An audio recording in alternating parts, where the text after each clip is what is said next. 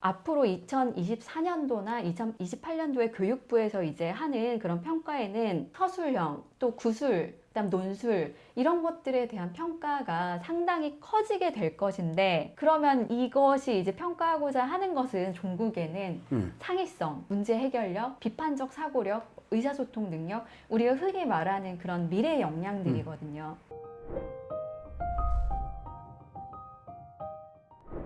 안녕하세요. 대치동 캐슬입니다.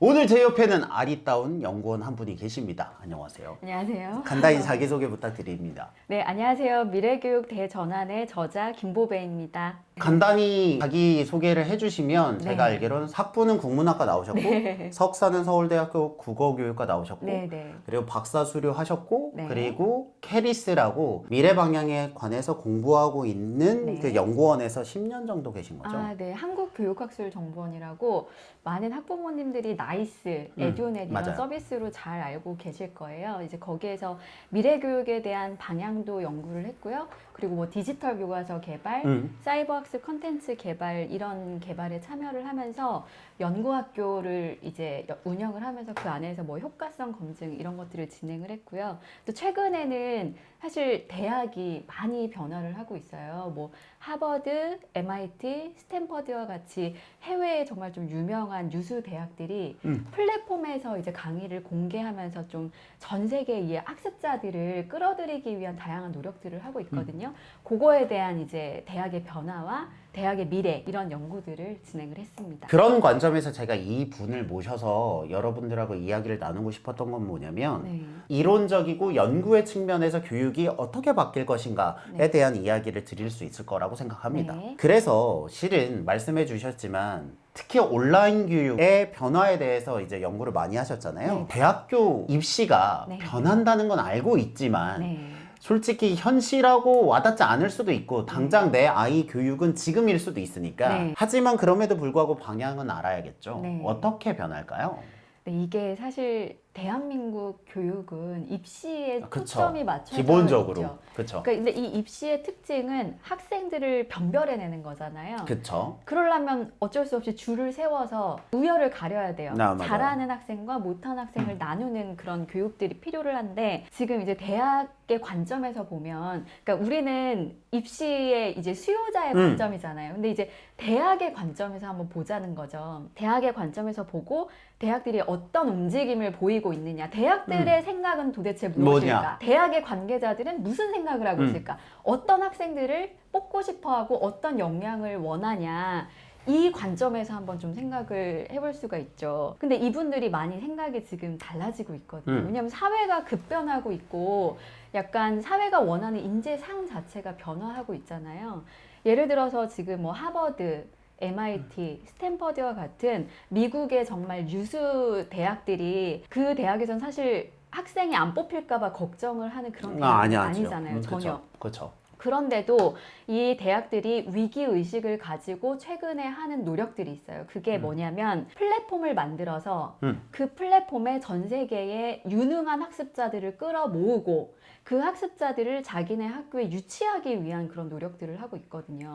그런 게 이제 무크라고 한 번쯤 이제 들어보셨을 텐데, 이 무크라는 플랫폼은 하버드, MIT, 뭐 스탠퍼드 이런 대학뿐만이 아니라 우리나라에선 뭐 서울대, 연대, 카이스트처럼 K묵도 나왔죠. 네, K묵도 나왔고요. 그 전 세계에 가장 유수하다는 모든 대학, 그러니까 나라별로 나라를 대표하는 대표 주자의 그쵸. 대학들이 있잖아요. 그 대학들에서 또 대표인 스타 교수, 그 교수들의 강의를 선별하고 선별해서 그 플랫폼에다가 올려놓는 거죠. 근데 이 플랫폼에서 들을 수 있는 것들이 다 무료로 제공되고, 이제 거기에서 뭐 수료증도 주고 이수증도 주고 이런 식으로 해요. 그러니까 이게 약간 요 플랫폼이 이제 추구하는 거는 우수한 다양한 인재들을 플랫폼으로 끌어들이고 그 인재들을 연결시킬 수 있는 방향성을 생각을 하는데, 대학이 이제 가지고 있는 문제점 중에 하나가, 왜 우리는 전공을 선택을 하면 그렇죠. 그 전공만 듣죠. 전공만 듣잖아요. 그러다 보니까 교수님들도 다른 전공 교수님들끼리 잘 안 친하고 이 전공 간의 벽이 굉장히 높아서 융합이라는 게 사실 되게 어려워요. 그렇죠. 그런데 이 무크 플랫폼 같은 경우에는 유연하죠. 그렇죠. 왜냐하면 네. 뭐 교육학과 학생이 경영학과 수업을 들어도 되고 네. 공대 수업을 들어도 되니까요. 그런 것도 있는데 주제 자체를 잡을 때 굉장히 융합적인 주제를 가지고 수업을 진행을 하기 때문에 되게 융합적인 그런 수업들이 많아요. 그래서 조금 더 유연한 학습이 가능하다는 거죠. 뭐 수학만 하는 게 아니고 과학만 하는 게 아니고 미술과 디자인과 그다음에 뭐 AI라든지 이런 것들이 융합되어 있는 그런 교육도 이 플랫폼에서 가능해지게 되기 때문에 상당히 유연하고 변화에 민감하고 적응형의 인재를 키우기 좀 적합한 그런 이제 플랫폼에서의 교육이 진행되고 있다라고 볼 수가 있어요. 그러니까 이게 대학들이 이제 전 세계에 아까 말씀드렸다시피 우수 학습자를 어떻게 하면 유치하고 끌어들일 것인가, 그것도 온라인에서 손쉽게, 이거에 대한 고민을 하고 있는 거죠. 저는 들으면서 느끼는 게 학부모님들은 당장 오늘의 공부를 고민하신 거 알아요. 저도 아는데 이런 이야기를 들을 필요가 있는 게 내 현실과는 별도로 전 세계에서 가장 훌륭한 대학들이 이렇게 융합과 온라인상에서 학생들을 유치하기 위해 노력을 하고 있다라는 흐름을 이해하고 있는 게 중요하다고 생각해요. 그리고 저는 현장 전문가기도 하니까 이런 관점에서 보면 기존에는요, 이런 과정들이요, 실은 우리가 메가스터디로 통용되는 그 일방향 온라인 교육에 좀 가까웠어요. 그래서 효과가 아주 높지는 않다라는 평도 있었어요. 그 대표적인 증거가 완주율입니다. 완주율이 높지 않아요. 왜냐하면 다 듣기가 어렵잖아요. 물론 그 기회가 없는 사람에게는 정말 훌륭한 기회지만 완주율로 보면 아주 높진 않았거든요. 하지만 제가 작가님을 모시고 이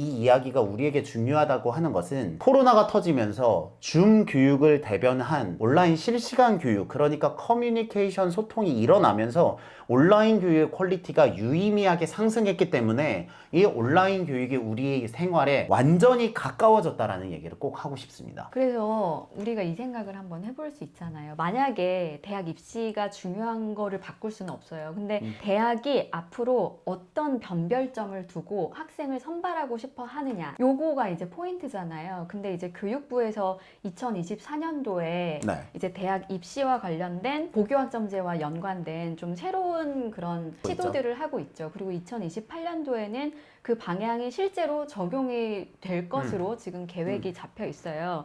그런데 여기 이제 교육부에서 이렇게 어떤 입시의 방향이라든지 수능의 방향을 조정할 때 과연 어떤 생각을 가지고 그거를 하고 있냐, 이게 약간 좀 중요한 거잖아요. 아마 좀 교육에 정말 관심이 많으신 분들 한 번쯤 들어보셨을 텐데 국제 바칼로레아라는 그런 교육과정 운영과 평가에 대한 게 있어요. 근데 이게 뭐냐면 우리가 지금은 이제 공부를 하고 그거에 대한 뭐 객관식이나 뭐 서술형의 짧은 그런 시험들, 그러니까 수능형 그런 시험들을 보잖아요. 근데 이거는 어떤 식이냐면 문제가 어떻게 나오냐면요, 전쟁이 가지고 있는 의미가 무엇이며 그 전쟁으로 인해서 생기게 되는 사회적 문제를 사례를 들어서 설명해라, 이런 약간 굉장히 서술형의 답이 정해져 있지 않은, 답이 정해져 있지 않고, 그렇다고 해서 어떤 사례에 기반을 해서 또 이야기를 해야 되기 때문에 분명히 지식은 있어야 돼요. 지식은 있어야 되지만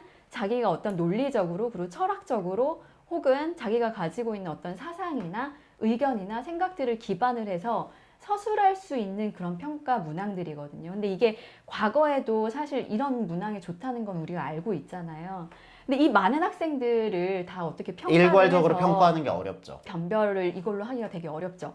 아마 다 알고 있어요. 그런 식으로 해야 창의적인 학생, 알고는 있죠. 문제 해결력이 있는 학생들을 선발을 할 수 있잖아요. 근데 이게 현실적으로 그거를 평가할 수 있는 평가 도구가 없었고, 그걸 이제 시스템적으로 적용을 할 수가 없었고, 또 이제 수능의 그 학생들은 굉장히 많고, 하지만 이게 기술적으로 이제 준비가 되고 도구들이 준비가 되고 실제 아이비라는 것들을 적용을 해서 대학을 보내는 국내외 사례들이 생겨나다 보니 이런 모델들이 공교육에 좀 들어갈 수 있는 그런 기반이 생긴 거예요. 그리고 일본에서도 이거를 직접 공교육에 이제 적용을 해서 하고 있고요.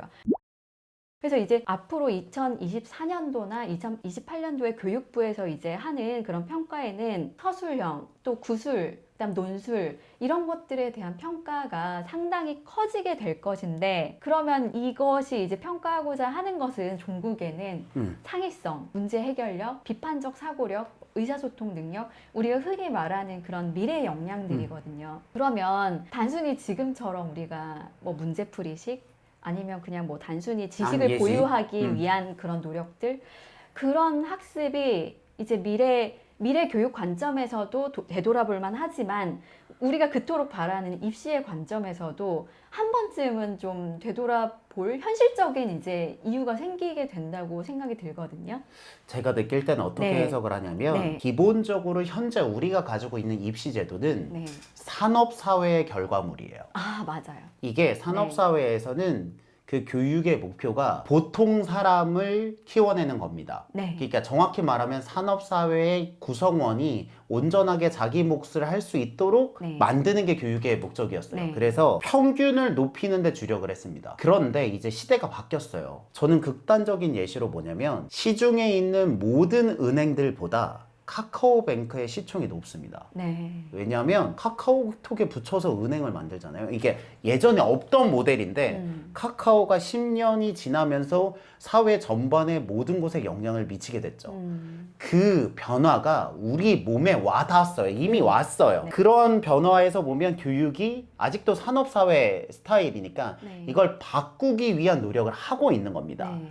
그 노력의 일환으로 이렇게 서술형 평가를 넣거나 아니면 고교 학점제를 넣거나 이런 시도들을 현실적으로 성과를 내는 것과는 별개로 네. 교육 정책을 짜고 있는 사람들은 이런 부분을 염두에 두고 있다라는 네. 말씀을 드리고 싶어요. 왜냐하면 국가의 입장에서는 대학이 얼마나 경쟁력을 갖추느냐가 훨씬 중요하죠. 정말 중요해요. 근데 맞아요. 이제 대학을 나왔는데 다 이제 뭐 1등급이에요. 뭐 수능 다 1등급이에요. 맞아요. 근데 입 한 번 못 대고 자기 의견이나 뭐 또 어디 가서 토론 한 번 제대로 못 하고 자기 어떤 주관적인 생각이나 문제 해결 능력이 없고, 이거는 사실 원하는 모습이 아닌 거죠. 원하는 인재상이 아닌 거죠. 정말 이 인공지능 시대에 다 인공지능이 훨씬 더 잘할 수 있는 그런 일들을 굳이 왜 그 오랜 시간을 투자를 해서 학생들에게 그것도 획일화된 그런 모습을 주입할 그런 필요는 이제 많이 사라진 거죠. 그게 이제 대학의 입장에서 또 공교육의 입장에서 이제 바라보는 거고, 그게 약간의 현실 간의 괴리가 있겠지만 그쪽으로 가고 있다. 네. 그러니까 이 대화와 이 영상을 보실 때 뭐라고 빙의하면 좋으시겠냐면, 내가 교육부 장관이라고 생각하시면 돼요. 그러면 우리 아이 대학교 한 명 가고 안 가고가 중요한 게 아니라 전체 사회에서 한 해 몇십만 명씩 대학교를 졸업하고 몇십만 명씩 대학교를 입학하고 있는 이 현실에서 내가 교육부 장관으로서 변화하는 사회에 대응하려면 어떻게 교육 정책을 만들어야 되지?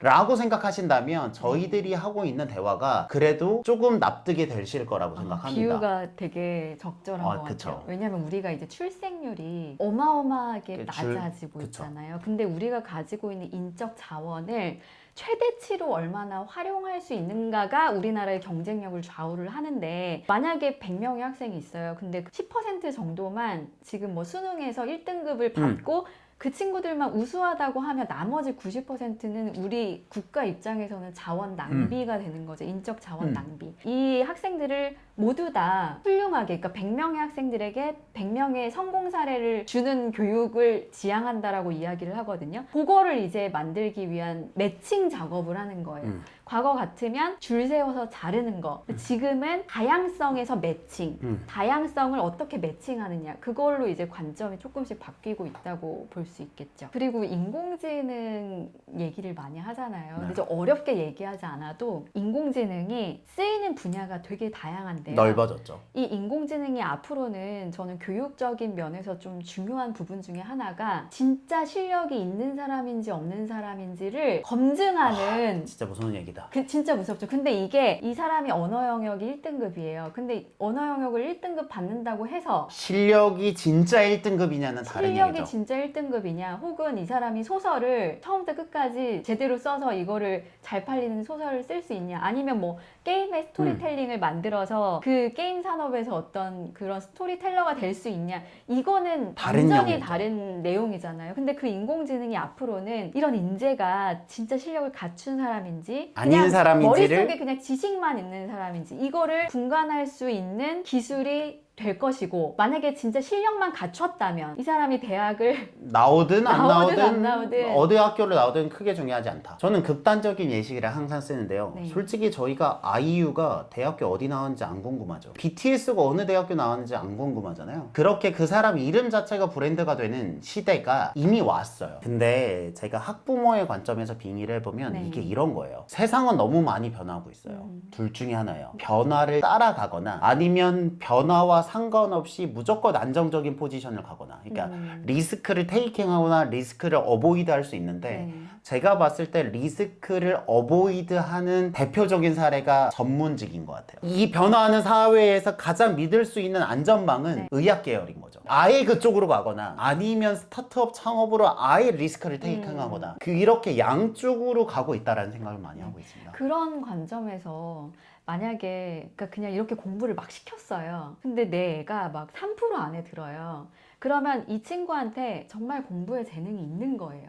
그럼 그런 친구들은요, 공부를 시키면 돼요. 지금처럼. 그런데 단지 논술형, 서술형 이런 생각하고 창의적으로 풀어낼 수 있는 역량을 조금 더 길러주면서 그쵸. 지금처럼 키우면 돼요. 근데 이제 나머지 학생들 같은 경우, 그러니까 뭐 예를 들어 퍼센트 이후에 학생들을 가진 부모의 입장에서는 과연 이거를 얘네가 진짜 열등하다라고 판단을 할 것인가, 그거는 이제 좀 재고를 해볼 필요가 있다. 물론 네. 초등학교 자녀를 두는 학부모님은 우리 아이가 10%를 넘어갈 리 없다라고 믿고 있어요. 네. 근데 현실은 확률은 냉정한 거니까 네. 그 나머지 학생들과 전체 인원들이 살아갈 수 있는 방법을 모색해야 되는 거죠. 네. 그런 변화가 교육에서도 일어나고 있는데, 네. 이렇게 열린 사회를 대응할 수 있는 교육계에서 가장 확실한 솔루션은 온라인 교육이라고 생각을 하는 거죠. 왜냐하면 오프라인 교육은요, 할 수 있는 여지가 몇 개 없어요. 왜냐하면 장소도 정해져 있죠, 시수도 정해져 있죠, 과목도 있으니까 그 안에서 룸을 내기가 되게 어려운데, 온라인 교육은 말씀하신 그 열린 사회를 대응하기 위한 과정들과 운영 방법에서 자유도가 높기 때문에 교육 쪽에서는 온라인 교육을 집중할 수밖에 없는 겁니다. 네. 그쵸. 그래서 미래 교육을 얘기할 때 빠지지 않는 게 이제 온라인 교육인데요. 예를 들어 학생들의 관심사가 상당히 넓잖아요. 넓죠. 넓은데 그 중에 우리가 정말 한 번도 들어보지 못한 생소한 영역에 학생이 관심을 가지는 경우들이 있어요. 근데 그게 예전 같은 오프라인 수업에서는 어떻게 할 수가 없죠. 그 선생님도 없고 가르쳐줄 학생도 사람도 없고 학생도 없고. 근데 이제 온라인 이런 수업이라든지 온라인 세상에서는 그런 것들을 수용할 수 있고, 또 전 세계의 글로벌한 그런 학습 자원들과 연결이 될 수 있고, 그런 학생들과 연결이 될 수 있기 때문에 그런 학생들도 자기의 관심사를 알아갈 수 있는 길이 생기는 거죠. 그런 관점에서 이제 고교학점제가 그 목표를 구현하기 위해서 만든 제도라고 생각하시면 돼요. 네. 예를 들면 작가님이 말씀하신 것처럼 제가 만약에 뭐 동양 역사에 관심이 많아요. 근데 동양 역사에 관심 있는 애들이 별로 없잖아요. 그럼 그런 애들을 모아서 온라인 강의를 만들어 놓고 그런 학생들을 모아서 평가를 하고 수업을 들을 수 있는 환경을 선택적으로 학생의 적성에 맞춰서 세팅을 하겠다가 기본적으로 고교학점제의 본래 취지입니다.